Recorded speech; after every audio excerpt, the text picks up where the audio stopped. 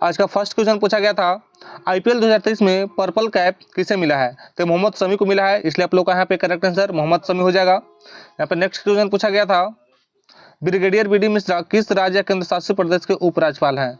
तो ये लद्दाख के हैं, तो इसलिए आप लोग का लद्दाख करेक्ट आंसर हो जाएगा। यहाँ पे नेक्स्ट क्वेश्चन पूछा गया था, 2011 की जनगणना के अनुसार केरल की साक्षरता दर कितनी थी? तो ये 93.91% थी, तो आप लोग का 93.91% इसका करेक्ट आंसर हो जाएगा। बात कर ले केरल में पुरुष की साक्षरता परसेंट कितनी है, तो 96.11% है, जबकि महिलाओं का यहाँ पे साक्षरता परसेंट 92.07% है। यहाँ से 2011 की जनगणना से यहाँ पे बहुत ज़्यादा क्वेश्चन पूछा जा रहा है, इसलिए इसके कुछ एक्स्ट्रा फैक्ट को हम लोग देख लेते हैं। देश में साक्षरता दर 74.04% है, पुरुष के लिए 82.14% है, जबकि महिलाओं के लिए 65.46% है। केरल ने 93.91% साक्षरता दर के साथ शीर्ष स्थान हासिल कर लिया है, जबकि यहाँ पे देख लेते हैं केरल के बाद लक्षद्वीप का है 92.28%, इसके बाद मिजोरम का है 91.58%, इसके बाद यहाँ पे बात कर लेते हैं हम लोग 61.80 साक्षरता दर के साथ बिहार अंतिम स्थान पे यहाँ पे है। तो बात कर ले सबसे कम साक्षरता दर कहाँ पे है, तो बिहार में, ये भी आप लोग ध्यान रखिएगा। बिहार से पहले अरुणाचल प्रदेश है जो कि 66.95% है, उसके बाद है राजस्थान जिसका साक्षरता दर 67.06% है। यहाँ पे नेक्स्ट क्वेश्चन पूछा गया था, भारत के संविधान में शिक्षा के अधिकार को किस संशोधन के जरिए जोड़ा गया था? तो 86वें संविधान संशोधन के द्वारा जोड़ा गया था, तो आप लोग का 86वां संविधान संशोधन इसका करेक्ट आंसर हो जाएगा। बात कर ले इसमें 6 से 14 वर्ष के सभी बालकों को निःशुल्क यहाँ पे शिक्षा देने की बात की गई थी। यहाँ पे नेक्स्ट क्वेश्चन पूछा गया था, the period of time around 12,000 years ago is called. यहाँ पे न्यूलिथिक ईरा बोला जाता है इसको, तो न्यूलिथिक ईरा इसका करेक्ट आंसर हो जाएगा। नेक्स्ट क्वेश्चन पूछा गया यहाँ पे, तीसरा गोलमेज सम्मेलन कब आयोजित किया गया था? तो 1932 में आयोजित किया गया था, इसलिए आप लोग यहाँ पे 1932 करेक्ट आंसर हो जाएगा। बात कर ले तीसरे गोल सम्मेलन के बारे में यहाँ पे, तो तीसरा गोलमेज सम्मेलन 1932 में नवंबर और दिसंबर के बीच आयोजित किया गया था। यह लंदन में आयोजित किया गया था। मार्च 1933 में सम्मेलन की सिफारिशों को श्वेत पत्र द्वारा प्रकाशित किया गया था। 1935 का भारत सरकार अधिनियम इन सिफारिशों के आधार पर पारित किया गया था। महात्मा गांधी ने द्वितीय गोलमेज सम्मेलन में भाग लिया था, ये भी आप लोग ध्यान रखिएगा। यहाँ पे नेक्स्ट क्वेश्चन पूछा गया था, चंद्रमा की सतह पर उतरने वाला दूसरा व्यक्ति कौन था? तो एडविन एल्ड्रिन थे, तो आप लोग का एडविन एल्ड्रिन करेक्ट आंसर हो जाएगा। यहाँ पे ध्यान दीजिएगा, यहाँ पे दूसरा व्यक्ति पूछा है, पहला तो आप लोग को पता होगा। यहाँ पे नेक्स्ट क्वेश्चन पूछा गया है, उससे पहले यहाँ पे देख लेते हैं कि नील आर्मस्ट्रांग जो महिला थी, ये पहली महिला चांद पे उतरने वाली थी। यह 20 जुलाई 1969 को 2 आदमियों को अपोलो 11 से भेजकर हासिल किया गया था। नील आर्मस्ट्रांग और बज एल्ड्रिन अपोलो 11 नामक एक अभियान में चंद्र सतह पर गए थे। यहाँ पे नेक्स्ट क्वेश्चन पूछा गया था, the word service is related to which of the following game. यहाँ पे पूछा जा रहा है कि जो सर्विस है ये किस खेल में उपयोग किया जाता है? तो ये वॉलीबॉल का एक शब्द है, तो आप लोग का वॉलीबॉल इसका करेक्ट आंसर हो जाएगा। नेक्स्ट क्वेश्चन यहाँ पे पूछा गया था, the term short service is related to which games. मतलब शॉर्ट सर्विस जो वर्ड है ये किस गेम से संबंधित है? तो बैडमिंटन से संबंधित है, इसलिए आप लोग का बैडमिंटन इसका करेक्ट आंसर हो जाएगा। यहाँ पे नेक्स्ट क्वेश्चन पूछा गया था, सरहुल त्यौहार किस राज्य में मनाया जाता है? तो झारखंड में मनाया जाता है, इसलिए आप लोग का यहाँ पे झारखंड करेक्ट आंसर हो जाएगा। बात कर ले सरहुल के बारे में, तो सरहुल झारखंड क्षेत्र में विभिन्न जनजातियों द्वारा मनाया जाने वाला एक लोकप्रिय त्यौहार है। यह पर्व आदिवासी नव वर्ष है और झारखंड में मुंडा, राउ, हो आदि जनजातियों के द्वारा मनाया जाता है। यहाँ पर नेक्स्ट क्वेश्चन पूछा गया था, ईश्वरी प्रसाद किस घराने से संबंधित है?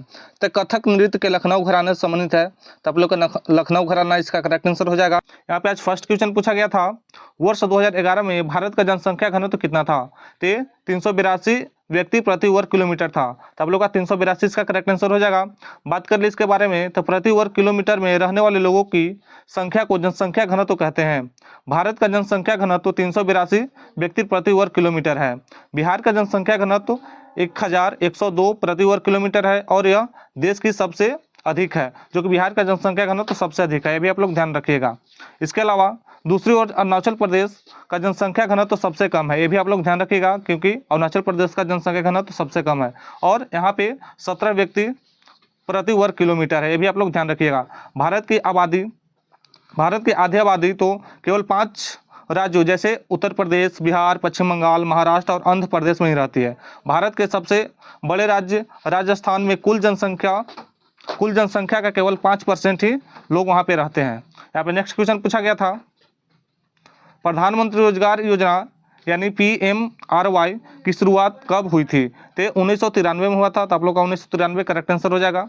इसके अलावा बात कर ले यहाँ पे, प्रधानमंत्री रोजगार योजना 1993 में शुरू की गई थी। यह भारत के शिक्षित युवाओं और महिलाओं को स्वरोजगार प्रदान करने के लिए शुरू किया गया था। यह योजना विनिर्माण, व्यापार और सेवा क्षेत्र में स्वरोजगार उद्यम स्थापित करने के लिए रियायती वित्तीय सहायता प्रदान करती है। इसके अलावा केंद्र सरकार PMRY को प्रायोजित करती है। यहाँ पर नेक्स्ट क्वेश्चन पूछा गया था, चौथी और पांचवी पंचवर्षीय योजना के बीच कौन सा प्लान चलाया गया था? तो रोलिंग प्लान चलाया गया था। तो आप लोग का रोलिंग प्लान करेक्ट आंसर हो जाएगा। उसके अलावा यहाँ पे हम लोग बात कर लें तो चौथी और पांचवी पंचवर्षीय योजना के बीच रोलिंग प्लान चलाया गया था। यह योजना 1978 से 1980 के बीच चली थी। इसको भी ध्यान रखिएगा, 1978 से 1980 के बीच चली थी। जनता पार्टी सरकार ने पांचवी पंचवर्षीय योजना को खारिज कर दिया था और इसके बाद रोलिंग प्लान को यहाँ पे शुरू किया गया था।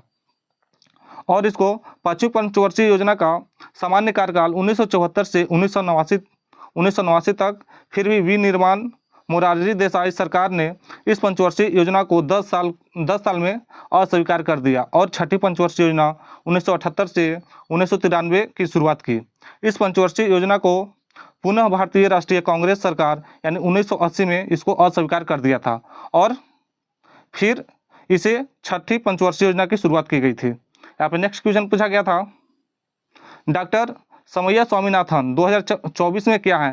तो इसका तो एग्जैक्ट हमको ऑप्शन नहीं मिल पाया है, लेकिन इसके बारे में हम आपको बता देते हैं। जो होगा उसका आंसर आप लोग कर लीजिएगा। केंद्रीय स्वास्थ्य मंत्रालय ने प्रोफेसर और डॉक्टर समैया स्वामीनाथन को राष्ट्रीय क्षय रोग उन्मूलन कार्यक्रम के लिए प्रधान सलाहकार के रूप में नियुक्त किया है। उन्होंने भारतीय चिकित्सा अनुसंधान परिषद के महानिदेशक के रूप में भी नियुक्त किया है।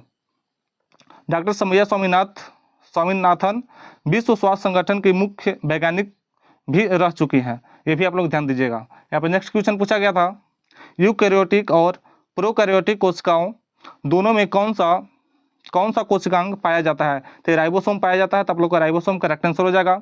उसके अलावा यहाँ पे बात कर लें, यूकैरियोटिक और प्रोकैरियोटिक दोनों तरह की कोशिकाओं में साइटोप्लाज्म होते हैं। यह एक जेली जैसा तरल पदार्थ होता है। साइटोप्लाज्म साइटोसोल से मिलकर बना होता है। ये भी आप लोग ध्यान दीजिएगा, जो साइटोप्लाज्म है ये साइटोसोल से मिलकर बना होता है। साइटोसोल कोशिका के अंदर पाए जाने वाले द्रव होता है जिसमें कार्बनिक पदार्थ घुले हुए रहते हैं। यहाँ पे नेक्स्ट क्वेश्चन पूछा गया था, भारत के संविधान के निम्नलिखित अनुच्छेदों में से कौन सा अनुच्छेद धार्मिक स्वतंत्रता के अधिकार की गारंटी देता है? तो अनुच्छेद 25 से 28 तक देता है, धार्मिक स्वतंत्रता का अधिकार की गारंटी देता है। तो आप लोग का आर्टिकल नंबर 25 से 28 तक इसका करेक्ट आंसर हो जाएगा। बात कर ले इसके बारे में, भारतीय संविधान में धर्म की स्वतंत्रता का अधिकार एक मौलिक अधिकार है। अनुच्छेद 25 से 28 में संविधान के तहत धर्म की स्वतंत्रता के अधिकार की गारंटी है। प्रत्येक भारतीय नागरिक को अपने धर्म का शांतिपूर्वक अभ्यास करने और बढ़ावा करने का अधिकार प्राप्त है। यहाँ पे नेक्स्ट क्वेश्चन पूछा गया था, भारतीय संविधान में कितने अनुच्छेद हैं? तो भारतीय संविधान में मूल रूप से 395 अनुच्छेद हैं। तो इसका 395 करेक्ट आंसर हो जाएगा। बात कर ले इसके बारे में, जब हमारे संविधान की रचना हुई थी तब इसमें 395 अनुच्छेद था या धारा थी। मूल अनुच्छेद धाराओं की संख्या संविधान में आज भी इतनी ही है। हालांकि समय समय पर होने वाले संशोधनों के कारण आज अनुच्छेदों की कुल संख्या 448 हो गई है। तो भी आप लोग ध्यान दीजिएगा कि आज जो हो चुका है अनुच्छेद यहाँ पे 448 हो गई है। लेकिन यहाँ पे ये मूल अनुच्छेद के ही विस्तार से रूप स्थापित किए गए हैं। उदाहरण के लिए केंद्र सरकार ने जब स्वर्ण समिति की सिफारिश को स्वीकार करते हुए 42वें संविधान संशोधन अधिनियम 1976 को लागू किया, तब संविधान के अनुच्छेद 51 में नया अनुच्छेद 51 का जोड़ा गया और 10 मूल कर्तव्य में स्थापित कर दिए गए। ये भी आप लोग ध्यान रखिएगा। यहाँ पे नेक्स्ट क्वेश्चन पूछा गया था, उससे पहले यहाँ पे देख लें कि इस प्रकार मूलतः संविधान में 22 गो भाग हैं, 8 अनुसूचियां हैं और यहाँ पे आज यह संख्या क्रमशः 25 एवं 12 हो चुका है। यहाँ पे नेक्स्ट क्वेश्चन पूछा गया था, नाटू नाटू गाने के निर्देशक कौन है? तो एस राजमौली हैं, जो कि तिरपल आर एक मूवी आया था, उसी में एक सॉन्ग था नाटू नाटू, जिसके निर्देशक थे एस राजमौली। नाटू नाटू गाने के निर्देशक एस राजमौली हैं। यह गाना साल 2022 में आई फिल्म ट्रिपल आर था, यहाँ पे इस गाने से ही इसको लिया गया था। लोक कलाकार महावीर गुड्डू किस राज्य से संबंधित हैं? तो हरियाणा के जिंद से संबंधित है। तो आप लोग यहाँ पे जिंद करेक्ट आंसर हो जाएगा। इसके अलावा यहाँ पे बात कर लें तो 2024 के लिए पद्म पुरस्कार से सम्मानित किया गया था इनको। हरियाणा संस्कृत को आगे बढ़ाने के लिए इनका बहुत ज़्यादा ही योगदान था। यहाँ पे नेक्स्ट क्वेश्चन पूछा गया था, डबल्स के लिए टेनिस कोर्ट की चौड़ाई कितनी होती है? तो 10.97 मीटर होता है। तो आप लोग का 10.97 मीटर इसका करेक्ट आंसर हो जाएगा। बात कर ले टेनिस कोर्ट की, तो टेनिस कोर्ट के आधिकारिक माप और आयाम अंतर्राष्ट्रीय टेनिस महासंघ ITF द्वारा निर्धारित किया जाता है। नेक्स्ट क्वेश्चन यहाँ पे पूछा गया था, in which sports is the term लोना यूज्ड?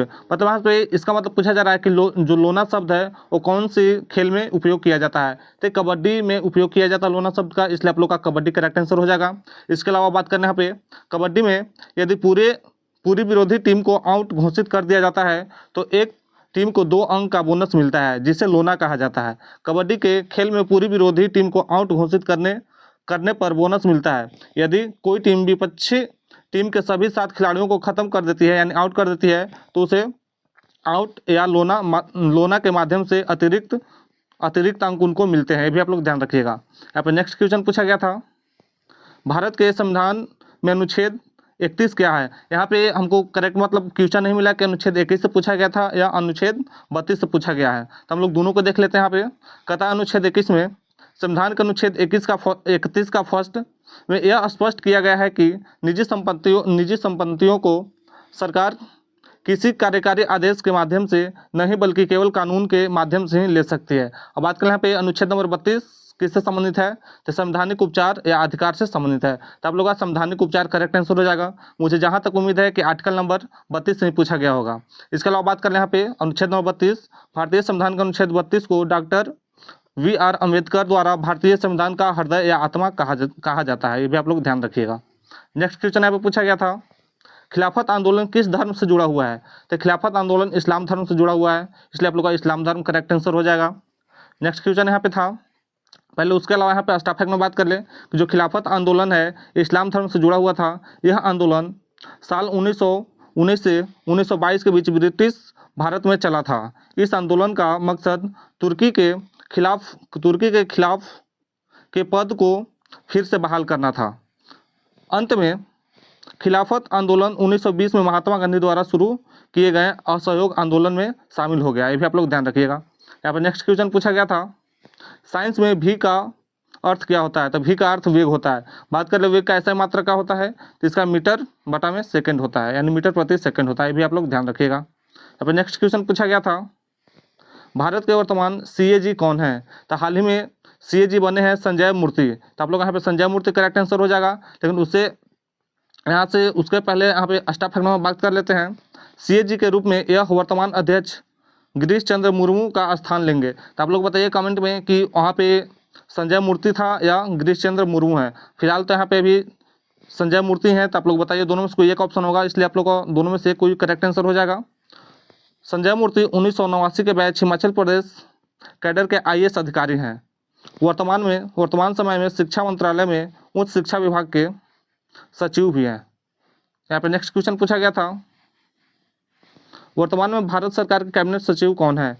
तो डॉक्टर TB सोमनाथन इसका करेक्ट आंसर हो जाएगा, क्योंकि कैबिनेट सचिव अभी डॉक्टर TB सोमनाथन ही है। यहाँ पर नेक्स्ट क्वेश्चन पूछा गया था, मोहिनीअट्टम किस राज्य से संबंधित है? तो केरल राज्य से संबंधित है, इसलिए आप लोग का केरल राज्य करेक्ट आंसर हो जाएगा। बात कर ले मोहिनीअट्टम दक्षिण पश्चिम भारत के केरल राज्य का एक अर्ध शास्त्रीय नृत्य है। इसकी उत्पत्ति 16वीं शताब्दी में मानी जाती है। ये भी आप लोग ध्यान रखिएगा। नेक्स्ट क्वेश्चन पूछा गया था, सुरेंद्र मोहन मिश्रा और गोदावरी सिंह कला के क्षेत्र में पद्मश्री 2024 2024 पुरस्कार विजेता किस राज्य से संबंधित है? तो उत्तर प्रदेश के वाराणसी से संबंधित है, इसलिए आप लोग का वाराणसी करेक्ट आंसर हो जाएगा। बात कर ले यहाँ पे वर्ष 2024 में 132 व्यक्तियों को पद्म पुरस्कार से सम्मानित किया गया है। इस बार 110 लोगों को पद्मश्री मिला, 5 लोगों को पद्म विभूषण मिला है और 17 लोगों को पद्म भूषण मिला है। ये भी आप लोग ध्यान रखिएगा, क्योंकि काफ़ी बार सिर्फ यहाँ से क्वेश्चन पूछ लिया जाता है कि जो 2024 में पद्मश्री कितने व्यक्तियों को मिला है। यहाँ पे नेक्स्ट क्वेश्चन है, किस राज्य की विधानसभा में कोई धन विधेयक किसके सिफारिश पर प्रस्तुत किया जाता है? तो राज्यपाल के द्वारा प्रस्तुत किया जाता है, तो आप लोग यहाँ पे राज्यपाल करेक्ट आंसर हो जाएगा। बात कर ले धन विधेयक के बारे में, तो भारत के संविधान 1949 में अनुच्छेद 198 में कहा गया है कि धन विधेयक को विधान परिषद में पेश नहीं किया जाएगा, इसे केवल विधानसभा में ही प्रस्तुत किया जा सकता है। ये भी आप लोग ध्यान रखिएगा कि जो धन विधेयक है इसे सिर्फ विधानसभा में ही प्रस्तुत किया जा सकता है। किस राज्य के विधानसभा में राज्य के राज्यपाल की सिफारिश के बिना कोई भी धन विधेयक पेश नहीं किया जा सकता है। यहाँ पे आज हमें दोस्तों के द्वारा इतना ही क्वेश्चन मिला है। आप लोग बताइएगा मेरा वीडियो कैसा लगा। अगर वीडियो अच्छा लगा हो तो एक वीडियो को लाइक अवश्य कर दीजिएगा, और जो भी आप लोग के क्वेश्चन याद हो वो मेरे कमेंट में कमेंट कर दीजिएगा। तब तक मिलते हैं नेक्स्ट वीडियो में।